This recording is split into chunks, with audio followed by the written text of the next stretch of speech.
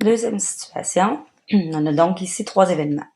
Alors, on lance un dé à 12 faces, numéroté de 1 à 12, et voici 3 événements possibles: obtenir un nombre pair, obtenir un multiple de 3 et obtenir un diviseur de 24. Je vais commencer par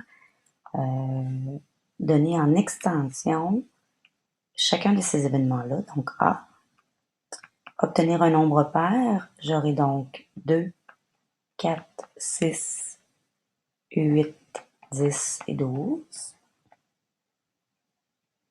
Ensuite, B, obtenir un multiple de 3. Donc, j'ai 3, 6, 9 et 12. Et C, obtenir un diviseur de 24. Alors, 1 est un diviseur de 24, 2, 3 est un diviseur de 24, 4, 5, 6, 7, 8 oui, 9 non, 10 non, 11 non et 12. Bon, encore une fois, pour les représenter, ici, je vais commencer par ce qui est commun. Ici, je vais commencer par ce qui est commun aux 3 à la fois. Alors, 2 non, 4, le 6 oui. Donc, j'ai 6 qui est commun aux 3. Le 8 non, le 10 non et le 12 oui. Donc, je vais aller placer mes deux nombres. J'ai le 6 et puis le 12. Ensuite, je vais y aller dans les intersections 2 à 2. Donc, je vais prendre le A et le B et je vais regarder si dans le A et le B, autre que le 6 et le 12, si j'avais si j'ai des nombres qui sont communs. Alors, 2 non, 4 non plus, 8 non plus, 10 non plus. Donc, il n'y aura rien dans cette section-là. Ensuite, je vais faire la même chose avec le A et le C. Donc, A et C, autre que 6 et 12. J'ai mon 2, ici. J'ai le 2, qui est commun. Ensuite, j'ai le 4, qui est commun. Le 8, qui est commun. Et c'est tout. Donc, le 2, le 4 et le 8. Et finalement, la dernière intersection, donc entre le B et le C, donc B et C, j'ai le 3 qui est en commun. Donc, je vais aller mettre mon 3 ici. Maintenant, qu'est-ce qui reste? Donc, dans le A, le 2 est pris, 4 est pris, 6 est pris, 8 est pris, 12 est pris, donc il me reste le 10. Ensuite, dans le B, il n'y a rien ici. Le 3 est pris, le 6 est pris, le 12 est pris, donc il me reste le 9. Et finalement, dans le dernier, il va me rester uniquement le 1. Maintenant, il faut que je m'assure que oméga est complet. Donc, dans oméga, j'ai de 1 à 12. Alors, 1, 2, 3, 4, 5 n'est pas là. 6, 7 n'est pas là. 8, 9, 10 et 11 n'est pas là. 12. Alors, voici ma représentation. Maintenant,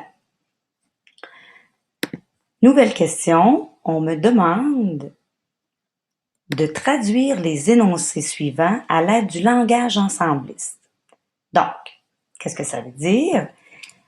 On veut obtenir un nombre pair et multiple de 3. Donc, je veux la partie qui est nombre pair. Donc, les nombres pairs, c'est le A. Et à la fois, je veux un multiple de 3 qui est le B. Donc, je veux ça ici et ça, ben, c'est une intersection. Je veux donc, en langage ensembliste, ça va s'écrire A, intersection B. Obtenir un multiple de 3, donc multiple de 3, c'est le B. Je vais le remonter pour être sûr que... Alors, je veux un multiple de 3, donc le B, ou bien un diviseur de 24, donc les diviseurs de 24 sont ici. Donc, comme on veut ça ou ceci, alors on est en train de demander de trouver l'union. Alors, voici le langage ensembliste. Je ne fais pas les deux autres parce que pour le moment, je n'ai pas vu encore avec vous les A' et B', et ça suppose que ce sont ces notations-là qu'on utiliserait. Je m'en vais à la question suivante. Question suivante. On me demande de traduire les expressions suivantes d'après le contexte. Donc, je veux A intersection C. Donc, je reviens ici. A intersection C. Je veux donc obtenir un nombre pair qui est à la fois un diviseur de 24. Donc, j'écrirai ce que je veux, c'est un nombre pair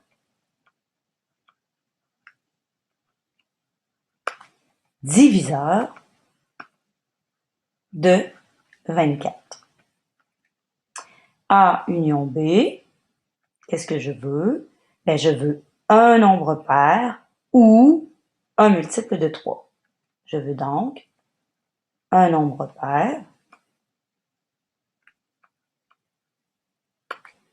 ou, très important, un multiple de 3. Encore une fois, ces deux-là, on va les voir un petit peu plus tard. Maintenant, passons aux probabilités. Je veux la probabilité de A. Donc, je reviens.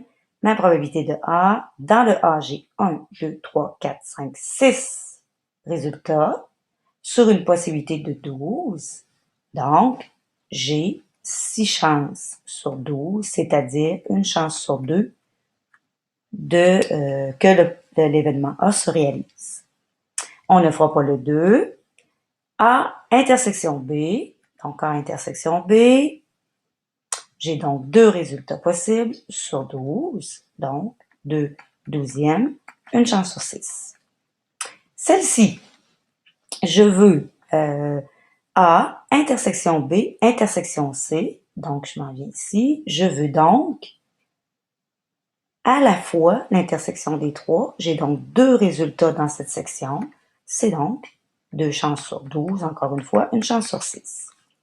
Je m'en viens ici. Je veux B intersection C. Je m'en viens. B intersection C. J'ai 1, 2, 3 résultats sur, encore une fois, 12 résultats possibles. Donc, 3 douzièmes. J'ai une chance sur 4 que cette combinaison d'événements se produise. A union B. A union B. 1, 2, 3, 4, 5, 6, 7, 8 sur 12. Donc, 8 douzièmes qui est égal à 3 quarts. B union C. B union C. 1, 2, 3, 4, 5, 6, 7, 8 résultats sur 12 possibles, donc 3 quarts. Je vais revenir à union B, je pense que j'ai pas pris le bon. A union B, 1, 2, 3, 4, 5, 6, 7, 8, oui, c'était correct. Et finalement, ici, A union B union C. A union B union C, je veux donc tout ça ou tout ça, ce qui revient à dire que j'ai mes 12 résultats moins les 3 qui sont là. Il en reste donc 9 à l'intérieur. Ça me donne donc 9 sur 12, ce qui donne, divisé par 3, c'est ça qui était pas aussi. Divisé par 3, ce qui fait 3 quarts. Et ici, bien entendu, j'ai mal simplifié. Donc, je divise par 4, ce qui fait 2 tiers. Et je divise ici par 4, ce qui fait bien entendu 2 tiers. Et c'est ici que ça donnait 3 quarts. Et les 4 autres, on va les garder pour un peu plus tard.